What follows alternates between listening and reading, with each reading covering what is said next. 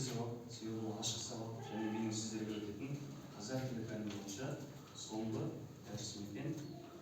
Осы елордадан оңтүстіктегі астананың салмаққа қайта оралатынымыз. Сіздердің үйренгенім, түсінгенім көп болды және сіздерге де бір нәрселерді үйретіп алған.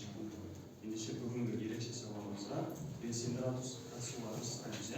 Маған көмектеріңіз керек. Қатысып, еркін, ешкімге ұрыспаймыз, ешкімді мазақтамаймыз, сен қате айттың деп айтпаймыз. Бәрі дұрыс. Бұл сабақта барлығы жақсы болғаннан кейін. Бүгінгі сабақтың тақырыбы және ерекшелігінің бір себебі бұл сабақ жаңа. Біз бөлім алдында қосып жатырмыз, енді жаңа бөлім басталып жатыр. Бұл табиғи ресурстар деген. Кітап бойынша ол әлбетте 105-ші бетті ашамыз. Ашып айналайық.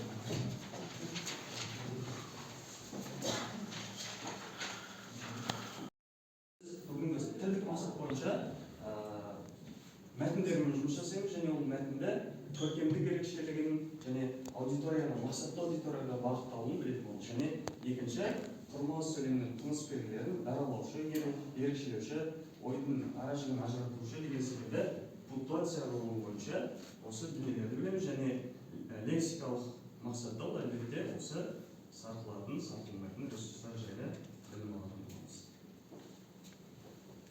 Сабақтың соңында осы мақсатқа жеттік пе, жетпедік пе, оны төреші әділ қазысы өздеріңіз боласыздар. Сабақ жоспарын түсіндіре кетейін. Сабақ 3 бөліктен тұрады. Кіріспе бөлімі, ол кезде біз ой алмасамыз, пікір алмасамыз, екінші негізгі қызығушылық. Ол жерде мен сіздерге арнайы тапсырмалар алып келдім. Тапсырма өте көп, бәрін үлгеруіміз керек, жасыма, белсенді болайық және қорытынды бөлім осы сабақты қорытындылап, Падлет қосымшасы бойынша сабақты тәмамдаймыз.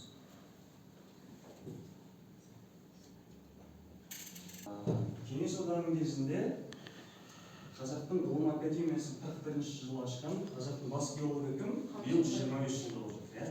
Қаныш Сәтбаев. Сол Қаныш Сәтбаев кейінгі жылдарында қасындағы көмекшілеріне айтады екен, мен картаға барлық қазақтың байлығын салған жоқпын дейді.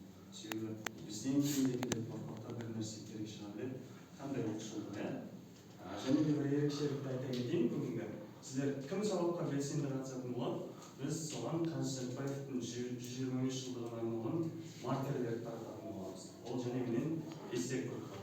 Тілейді, дәптеріңізге жабыстырып тұрасыздар. Ендеше іске кірісейік, қош келіпсіздер.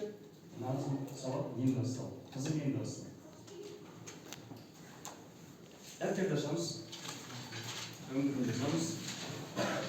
Бүгін неше сағат?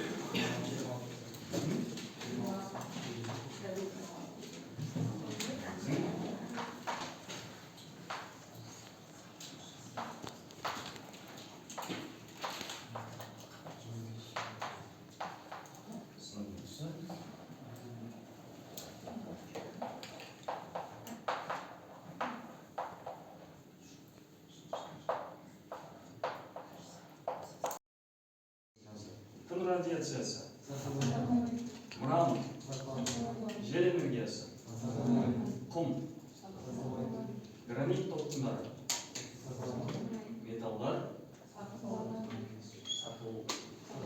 сатылар, су сатылар. Жақсы. Мен келесі тапсырмаға өтейік. Енді біз айттық қой, тілдік дамуын қалыптастыру үшін біз пунктуация ережесі бойынша саулас құрмаластар сөйлемдерінің ішінде неше түрлі ережелер бар.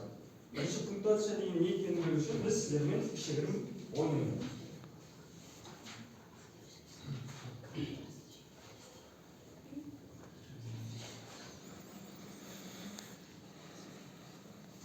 Қараймыз, иә?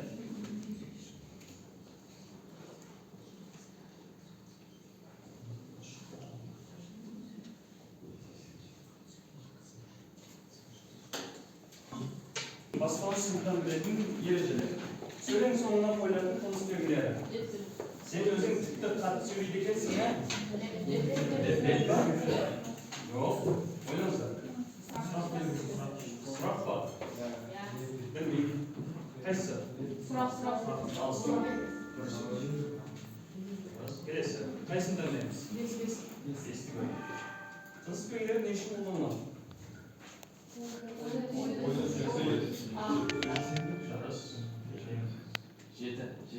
Жетінде көрейік. Қазақтың келі саны. Қолданылу орнына қарай тынысбегілер нешеге бөлінеді?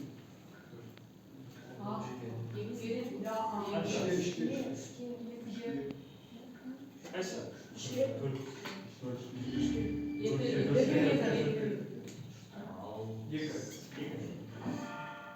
Қанша кім есімдіктері қатысқан сөйлемі қандай тынысбегісті ойлады?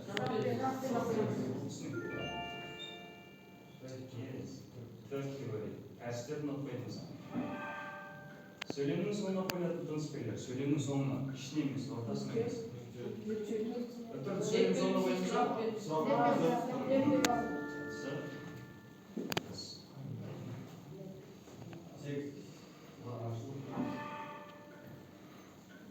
неше жолы бар? Біз өткенде сұрақ белгісінің қойылуын.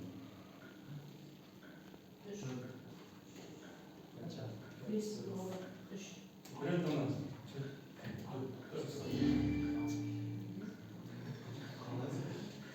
Ал соңғы бірін ашайықшы. Тынысбегілер туралы укласы деген сөздің өзі нүкте деген мағынаны тура отырғанда сол. Түрі жоқ, кейбірі бас сөйлеммен, бас әріппен жазылмаған. Сіздерге оңай болсын деп артына оның ережесін де беріп қойдым. Түсінеміз бе? Кімдер мықты екен? Қай топ жақсы филологтар қай жерде отыр екен? Бірге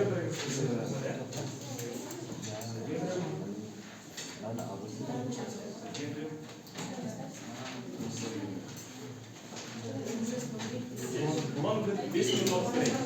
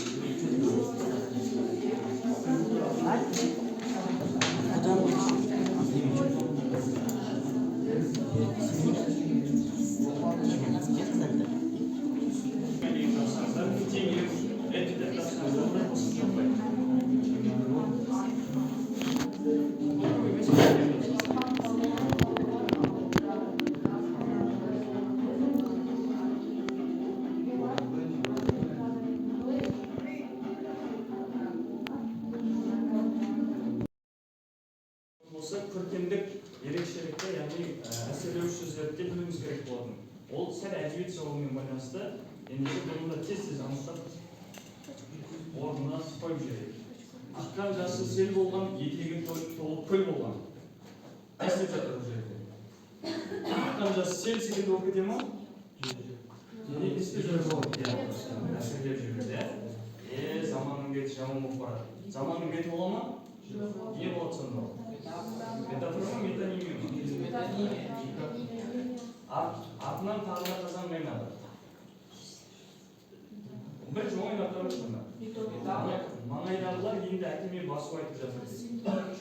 Ең соңғысын оқысыздар, жапалы қалған лақтай мұртты қара екен. Тағы қоңыр күз болатын ақ жауын себелеп тұр. Ал енді бәйтерек қу түбі. Шалғыны, сенек тұр. Литота дегені ақ жоқ? Мынау литота болады. Бәйтерек өте үлкен ғой, ал оның кішірек жүреді. Енді мыналар бұлай қоясына тексересіз уақытымызда.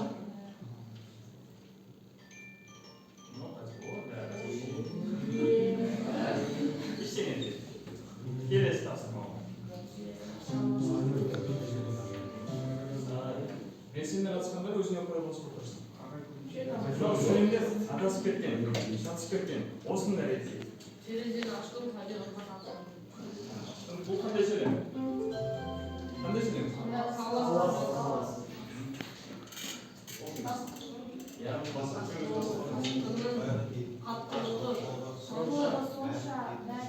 жолындағын бәрі қатып жатыр. бұл қандай? Сауас па, сауатпас па?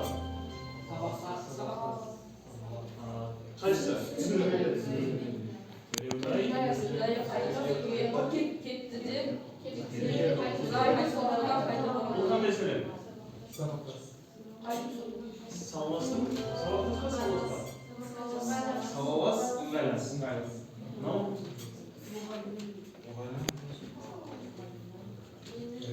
менің үй жұмысым мұғалімнің көңілінен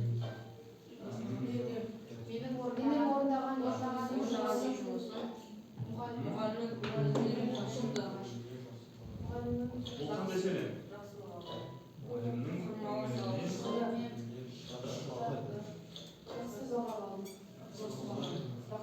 бұл салмас сөйлем ба? Теңілсін ба, қайсы бұл? Екінші орын алып қалды. Ыңғайлас, салмас сөйлем керек. Әлі қайсыған жатады? Ыңғайлас па? Сонша, қайсы? Бірақ сол ше? Мен сіздерге айтқандарыңыз ғой, алайда соншалық неге десеңіз бірақ да дета өйткені себебі сондықтан және әйтсе де тате дегенмен ал көрейік қайсыны дұрыс көрмеді таңдаймыз ба о екеуі ауысып кетті ештеңе емес жарайсыздар